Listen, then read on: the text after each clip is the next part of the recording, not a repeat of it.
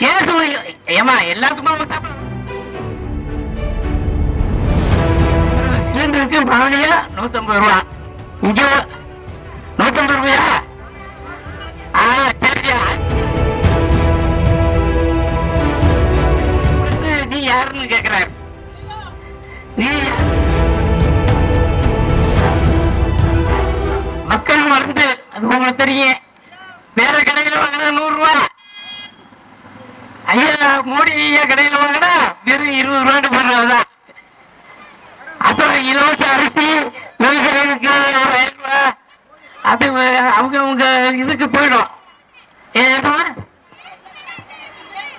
Case ஏமா எல்லாத்துக்குமே தாப்பா வரும், கொஞ்சம் கொஞ்சமா தான் வரும். வந்துடும் கண்டிப்பா வந்துடும். பராட்ட நான் சொல்ல மாட்டேன்ல, கண்டிப்பா வந்துடும். அது அதாவது தமிழ்நாட்டை விட இங்கதான் சலுகை அதிகம் இருக்கு. உங்க வீட்டு சலுகை இல்ல. அதாவது இங்க வந்து பெண் குழந்தை பிறந்தா 50,000 ரூபாய் போட்டுறாங்க. தமிழ்நாட்டில் கிடையாது. தமிழ்நாட்டில் அம்மா இருக்கும்போது இருந்தது, அதை எடுத்துட்டாங்க. இலவச லேப்டாப் அது அம்மா கொடுத்தாங்க எங்களுக்கு, அங்கே கட்டு அதை எடுத்துட்டாங்க. இந்த பிள்ளைங்க படிக்கும்ல பாவம், அதை போய் கட் பண்றாங்களே, நல்லா இருப்பாங்களா? நல்ல கேள்வி தானே. அப்புறம் சிலிண்டருக்கு பவனியா 150 ரூபா. இங்க 150 ரூபாயா? சரியா? அது இல்லம்மா, பரவாயில்ல. தமிழ்நாட்டில் அதுல இல்லை, என்ன பண்ண விட்டு விடுறீங்க? இப்படி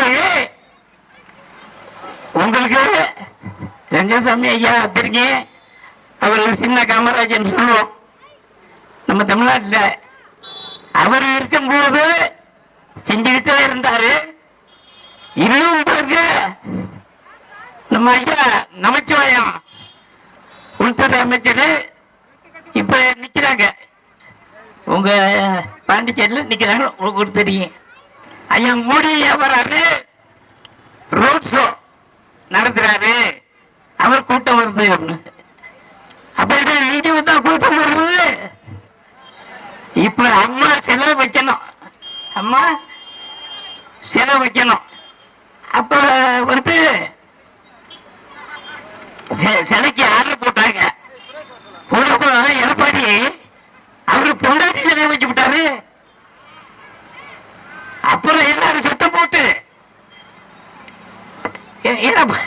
போட்டு அந்த போட்ட அவர் பொண்டாட்டி கொடுத்துருக்கு, பொண்டாட்டி போட்டாரு. அப்புறம் சிலையை மாத்தினது. இப்படி எடப்பாடி யாராவது ஏமாத்துறாரு உங்களுக்கு தெரியும்.